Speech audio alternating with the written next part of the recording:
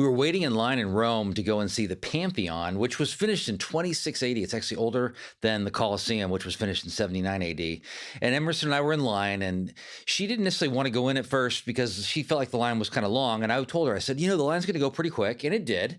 But we were in line, and we were behind some Brits, and people from all over the world were there. And then Emerson, later in that day, she kind of shared, because she got kind of overwhelmed while we were in line. And then it led to, her being stressed, and then it kind of led to me being stressed. We went into the Pantheon. It was awesome, amazing. I can't believe they built that thing so long ago.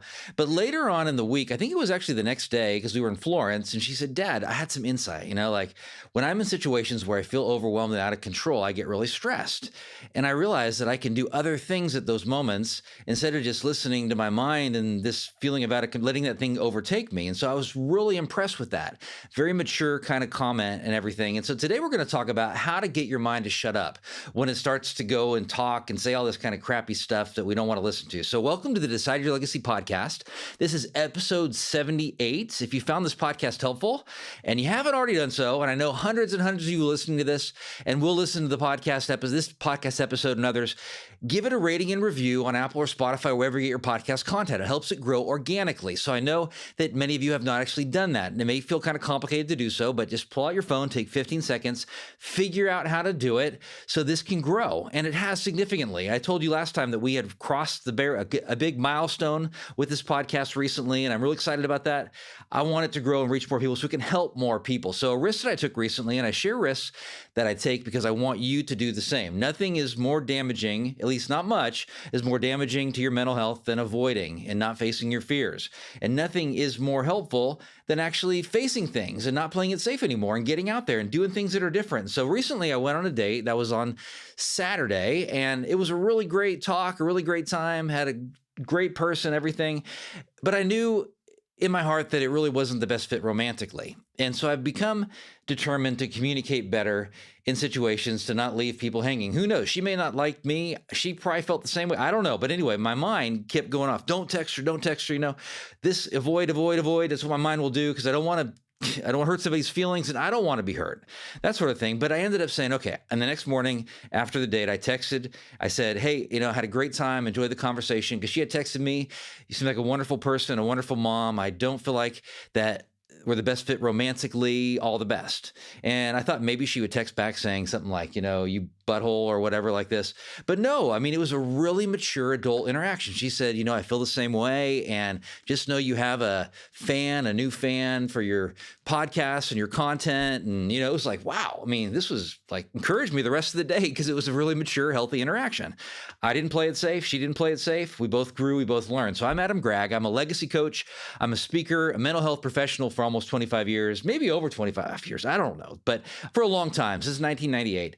So my life purpose is to help people and organizations find transformational clarity that propels them forward to face their biggest fears, to get out there so they can live and leave their desired legacy.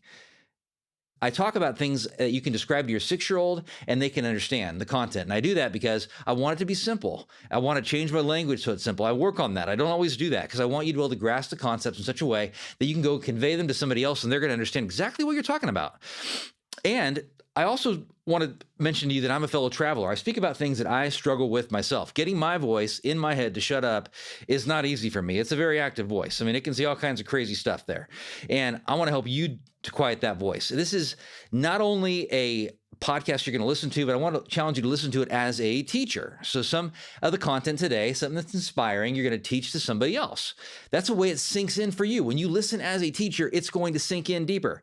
And this is the podcast that you do, not just listen to. So let's go ahead and start with an action. I want you to think about something that you keep putting off, that maybe you're afraid to do. It could be some social interaction. It could be some situation where you want to say no. It could be some habit that you want to break. It could be something that you want to start doing, like tithing, or something you want to start doing, like working out, or actually going on dates, or something that you want to start doing, like a hobby, whatever it might be. Maybe you want to start running, or you want to stop, procrastinating. I don't know what it is, but figure out, write down on your journal, speak into your phone, something you want to start doing, that you keep putting off. Okay, and now I want you to write down into your journal some of the things that voice in your head will say to you when you are getting ready or even thinking about, contemplating doing this scary thing. Does it say that you're not good enough, that you're unworthy, you're stupid, you'll fail, they'll reject you, whatever it may be?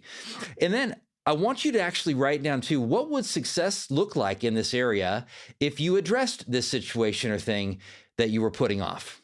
What would success look like?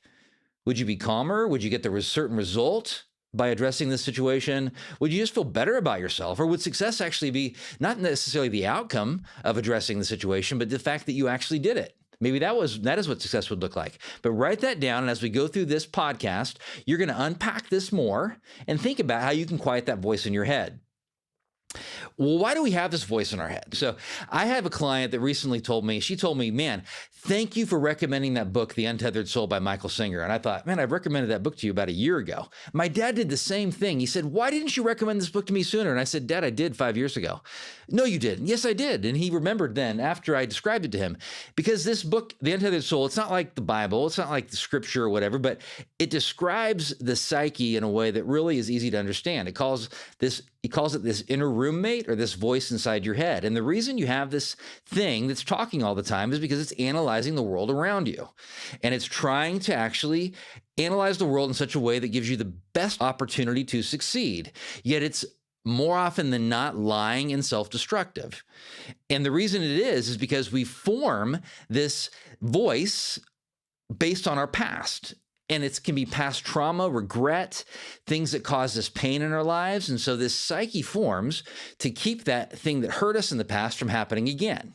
And so it starts to analyze the world, and it never shuts up. And the more analytical we become, in fact, the higher level of intelligence we have, there's evidence that can point to us being more likely to have anxiety when we're highly intelligent. And so the problem is this voice forms in our head, and it also forms because of externals in our lives, because we've been told by other people that our value comes from our job, or our value comes from our work, or our value comes from how many people like us on Facebook, or our value comes from the affirmation we get from other people, which I like affirmation. I mean, I'm a sucker for encouragement, and I like to say I'm a sucker for encouragement in a healthy way. When people reach out and say, okay, I like your podcast, or okay, that was very helpful content, or I hear from clients probably every single week. I've been doing this so long, I hear from people and they tell me, hey, thank you, or that stuck, or that was helpful. And that's so meaningful to me. I absolutely love it, but I love it in a good, positive way, and I can love it in an unhealthy way too. Because I can love it because it forms my identity as being a helper. And I don't want it to be something that gives me value. I want it to be something that propels me to help more people. And it really does a lot of the time, but sometimes my motive can be kind of a little bit off, and it can actually encourage me in an unhealthy way. And that's the ego. The ego, that psyche, is also another way of describing it is it's going to tell you, that you're king of the world or you suck. It's not usually that middle ground. We have to intentionally step back from it to get that middle ground. And that's what talking back to the voice is going to help you to do. So what the problem is too, is that voice that it talks is we take it as fact. We don't question it. We believe lies. So the psyche is just talking, and we're saying, oh, it must be true. It must be true. Oh, wow, I am unworthy, or I am going to get rejected, or I'm not good enough in this situation. And so we end up feeding our anxiety unintentionally, because it is this ambiguity. Basically, we don't actually define it, so we don't write it down. We don't put it on paper. It becomes this ambiguous thing that we don't define. We don't actually step back and say, oh my gosh, my psyche's talking again. I got to do something about that. I don't want to listen to that thing. And we become this kind of zoned out person who believes everything they think. Not a good place to be, not a healthy place to be. And then eventually, if you ask yourself the question, what's the purpose of this voice in my head? Well, the main purpose is safety. It's going to keep you safe. We perceive that it's going to keep us safe. That's why that it feeds our anxiety, because it becomes this ambiguous thing. It also talks about this worst possible outcome, which feeds our anxiety, and then it leads to us wanting to avoid. So it propels us or compels us or tells us to avoid those situations that could possibly hurt us, which often, more likely than not, those situations are the ones that are going to help us grow and be better and do things different and change. So we can't listen to it. It's going to take us out of our zone of success and put us in this cycle of failure.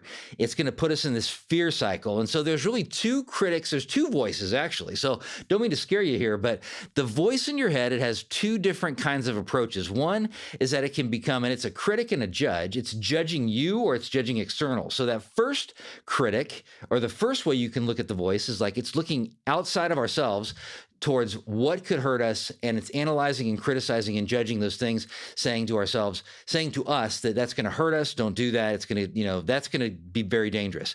Or it's this internal directed voice that's saying, you're unlovable, you're unworthy, you're not good enough, stay away from those situations. It's the same exact voice, but it has two different kind of approaches. One is it's criticizing externals, one is it's criticizing you, it's judging you.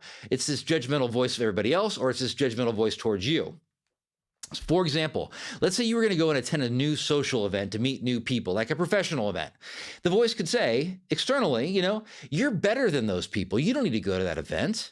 Man, you're so much further along in your business than them. What are you going to get out of that, out of listening to them? Like this arrogant kind of thing.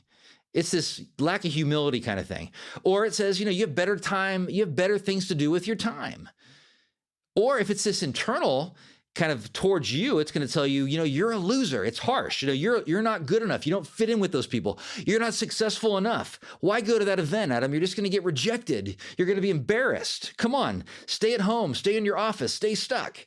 Or let's say you're training for a 5K, doing something new. You haven't done it before. You're not a runner, but you want to go run this thing with your buddies on the 4th of July. And they've been asking you for 5 years, and you finally said, okay, I'm going to commit to doing this. And that voice chimes in and says, you know what? People that run are silly. Why do they do that? That's just wasting time. What's the deal? Running outside, that makes no sense at all. It can say those kinds of things. Or you have better things to do than train and take care of your health in this fashion. Go swim. Go do something alone. Don't do something in public like that. It's hot. You're going to sweat. Come on. Or that internal voice, or the internal critic would say things like, you're lazy and out of shape. You're never going to get ready for that. You're just going to embarrass yourself. Or you'll be miserable training. You won't like it. Come on. Why are you going to put energy into training for something that's 4 or 5 months from now and make yourself miserable after work when you deserve to rest and watch Netflix and chill out and have a glass of wine or whatever you might do in the evening, or eat, that kind of thing. So we watch the voice, and the voice will do 4 different things. We have 4 different choices, basically. And then I'm going to jump into the actions you can take to shut that voice up. Okay. So you have 4 choices. You can just listen, take it as fact. A lot of people do that. I'd say 90% of people do that. They just listen, take it as fact. It's just talking, hey, come on, it's my mind, it's me, right? But that voice is not you. You can externalizing it space from it, or you can just say, hey, I'm going to listen to everything it says. That's what most people do. You can tone it down or turn down the volume, which can be a very helpful strategy. You can replace it with something that's truthful and accurate and hopeful and more, something that's going to propel you forward, or replace it with something even worse, something even worse by replacing it with like just filling it, feeding it, growing it. Or you can just ignore it. You can distract yourself. So number 1, first thing I encourage you to do to shut that voice up is be mindful of the voice. Be aware. So you step back from it. You can see in this video, I'm taking my hands, putting them in my face. I'm seeing everything. My hands represent that voice. Everything I look at is like through the filter of that voice. I must suck. I must be unworthy. I'm going to fail, or I'm better than those people. Or you know what? They're not good enough for me. Why would I put myself out there and date? They're not going to be good enough. That kind of stuff can be driven by the voice, arrogance, ego, all of that. I'm not trying to bash anybody here, but it's really helpful to recognize that my fear is being fed by this inaccurate psyche, this lying psyche of mine. So we can be mindful. We can step back and say, hey, this is what it's saying. So being aware, and it's a lifetime battle, that this is how my mind is working and what it's saying to me in this situation. And I'm going to be aware of that and say, I don't have to react to that. I can respond. I can step back. I can even determine why it's saying those types of things, because past pain trauma that we have in our lives, which can cause wounds that have never been healed. And trauma is like that. It's like we broke our leg when we were 3 years old, or when we were 6 years old, or when we were 10 years old, or when we were 15 years old, or when we were 25 years old, whenever that traumatic event actually happened. And it's been broken this whole time. And now we're 45 and we're like, you know what, that leg is healed. But everyone around us knows it hasn't really healed. We're still limping. We're not our full version of ourselves. We're not living this life that we want to live. And so we're still broken. And we have to re-break that leg to get it set again in place, which is painful. So that's why dealing with our past can be a very painful thing, but so incredibly worth it. As I've mentioned in previous previous episodes, I'm dealing with stuff even right now that happened when I was a kid that I wanted to put off and put off and put off, yet dealing with it has been tremendously helpful to me. And it's grown my confidence in ways that I never thought possible. And it's helped me to see why I react and am triggered by situations that I didn't even think actually triggered me, but have caused great destruction in my life. If I look back and say, oh my gosh, I hid out because of this. And this thing happened so long ago, so I've learned to deal with it and be mindful of that voice that chimes in and why. So it's very helpful. And then we can journal and write about it. Here's what the voice is saying today. I encourage a lot of clients to just take a half an hour in the day and say, what are some of those thoughts about the world outside of you and the world internally about yourself that you've had? You start to be aware of it. Awareness is key. Awareness is insight. Awareness is growth. That's one of the ways you know you're going to grow in coaching. When every session you start growing in insight and you have some takeaways. You may not feel like you're getting the results that you want right away, but you're growing in that insight all the time. So I had a situation where I was at church and I went to church and somebody came up to me and said, I love your podcast. And I'm like, well, thanks. Hey. And they knew me because of my voice. They knew my name and even how to say my last name the right way. And it just happened to be somebody that was a woman who, I don't know if she's single or not, but she appeared to be single, and who I was like, wow, it was an attractive gal. And so that voice chimed in and said, wow, I want to talk to her again after the service. I want to find out if she is single. And then it chimed in and said, you know what? She wouldn't like you. You're too old. She wouldn't like you. She knows all these vulnerable things because she's listened to your podcast. You don't want to actually talk to her.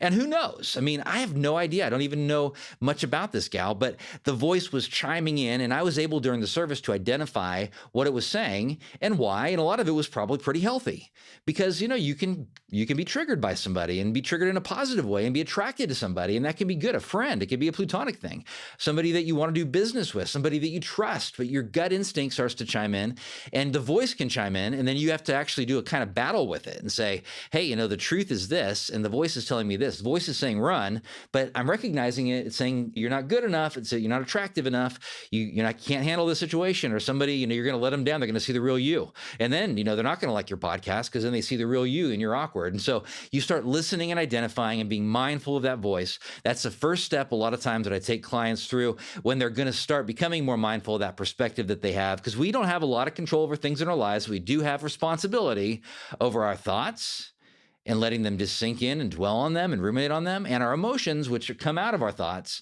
We have responsibility. We are response-able. We can respond. That's what it is. It's not reactability.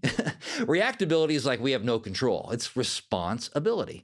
We have the ability to respond. And that's what you do when you start identifying the voice. The second thing you can do is you can do stuff to quiet the voice. And I love how this is described. A client told me about this book called Soundtracks by John Acuff. And I have started listening to it. I think I'm going to enjoy reading it more than listening to it.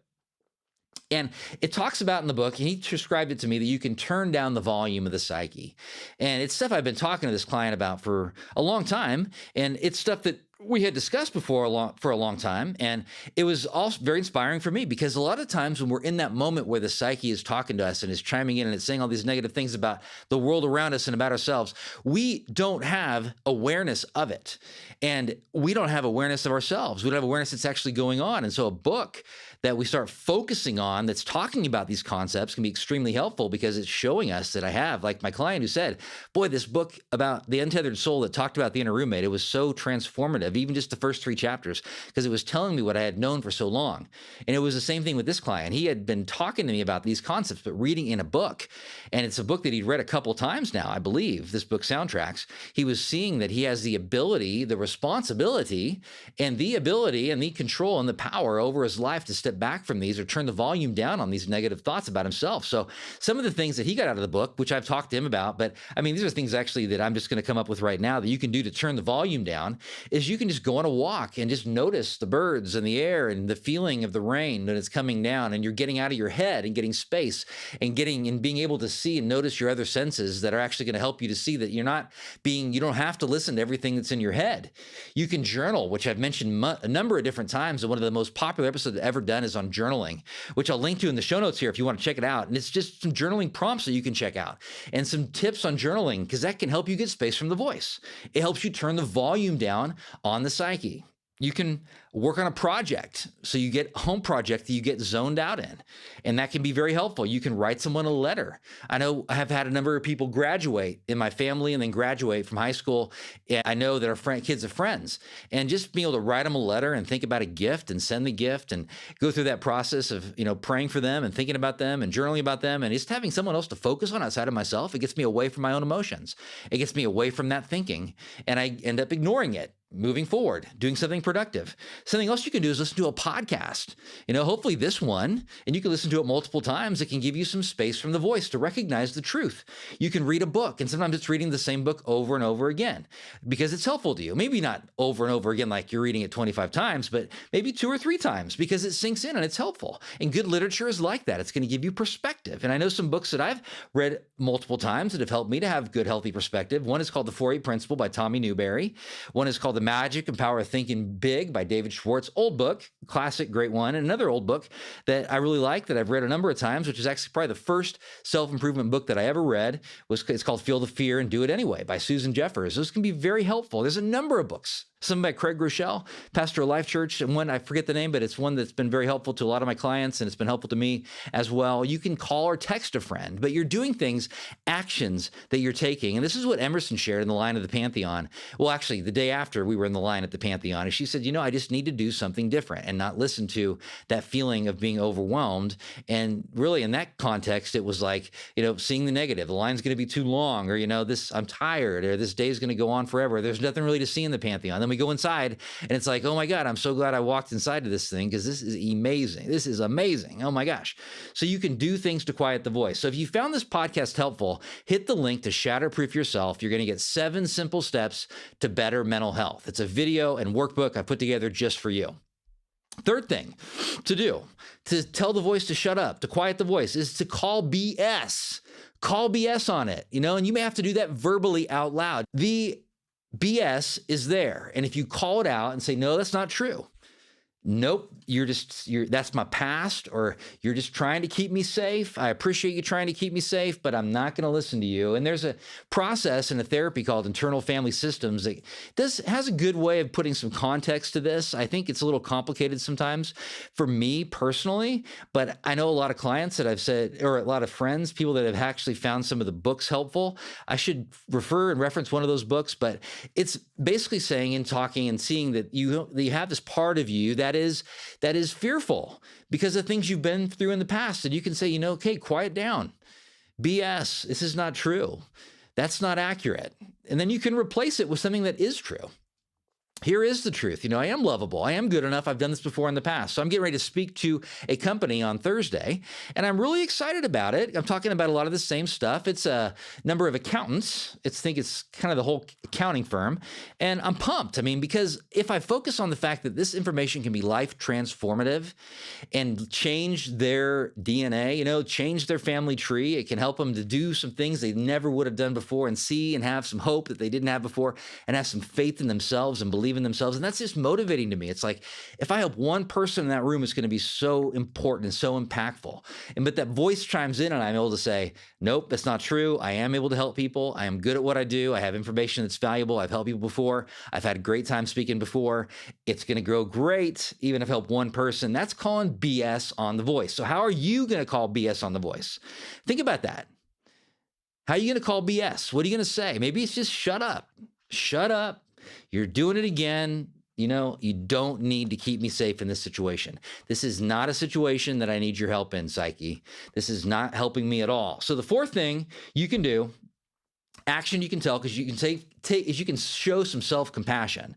And by showing self-compassion, you start to speak truth to your psyche, to your inner roommate, and telling it the truth in a way that's very compassionate, like you're talking to a best friend who comes to you and says, hey, I'm training for this 10K and my negativity is chiming in. I don't want to do it, but will you help me be accountable? You can ask me whenever you want, and I'll tell you how I'm doing training for this 10K. And I'll tell you if I've been training or not, or if I've been talking negatively to myself. And then if they come and tell you and say, hey, this voice of my psyche's telling me I'm a loser, I'm not good enough, I'm going to be embarrassed, I'm not going to be able to finish, I'm going to be miserable. Well, then you can speak to yourself compassionately and say things like, well, hey, you have done things before like this in the past. Or even if you don't finish, you're still a success because you've gone through the process, and the joy is in the process, which is something I truly believe. It's not the result where the joy is found. It's the process that we go through, being true to ourselves, keeping promises to ourselves, showing ourselves that we can actually follow through. The joy is in the process. That's self-compassion. You have a lot to offer. The voice could be telling you that you're unlovable, and you tell yourself compassionately, well, hey, some people are going to reject you, sure. But are those people that you want to be your friends in the first place? Because there are so many people that do love and accept you just the way you are, Adam, and they see your value and your worth just the way you are. That's talking back to the voice, showing yourself some self-compassion. So you replace that voice with truth. So for example, if someone comes to you, your best friend says, hey, I want to go to this networking event, but I don't really, man, I just can't, we keep having these thoughts that they're more successful than me and their businesses are further down the road, and someone's going to ask me about my divorce, and someone's going to ask me about my business, and I just don't want to go. And they're honest with you and vulnerable with you, and you're one of their friends, you're in their posse, which, like, a posse, I like that word for a group of friends. It's like people with a common interest and common values that are moving in the same direction, and they're able to talk truth to you, but you're that person, you're that friend to yourself, and you're able to say, well, you have a lot to offer this group, and you have been successful in your business, and you've done these things, and you can go and just learn, and who knows who you're going to meet there that you can help, and who knows who you're going to meet there who you can encourage. And if you just let go of it and trust God with it, like you've done in other situations, and good things have actually happened. And I'm going to remind you, Adam, as yourself, of these good things that have happened in these other networking events and these other speaking events. And that's that self-compassion right there. That's being compassionate to yourself. So let's go ahead, and I want you to think about what is something from today, and I'll go ahead and review. Be mindful of the voice. These are the 4 actions that you can take to actually shut the voice up. Be mindful of the voice. Do stuff to quiet the voice, to turn down the volume. Call BS on your psyche, on the voice, on the inner roommate, and show yourself some self-compassion. Which of these resonates the most? And in the next 24 hours, I want you to teach one of these concepts, one of these tools to somebody else, and to apply it to your life. Take a risk, do an emotional-based risk based on something you've learned today. That's how it's going to sink in. There's inspiration and there's information. Remember, 30% of transformational change is going to be information. You have insight, you gain insight today in this podcast and that book you've read, whatever it may be, but 70% or more is taking some kind of an action. So who are you going to teach this to? How are you going to apply it in your life? Have me out to speak, live or over Zoom. I would love to talk to your team about these concepts or other topics. You can see links in the show notes to other topics I like to talk about. And I'm going to sign off today the way that I always do. Make it your mission to live the life now that you want to be remembered for 10 years after you're gone. You decide your legacy, no one else. I appreciate you greatly, and I'll see you next time.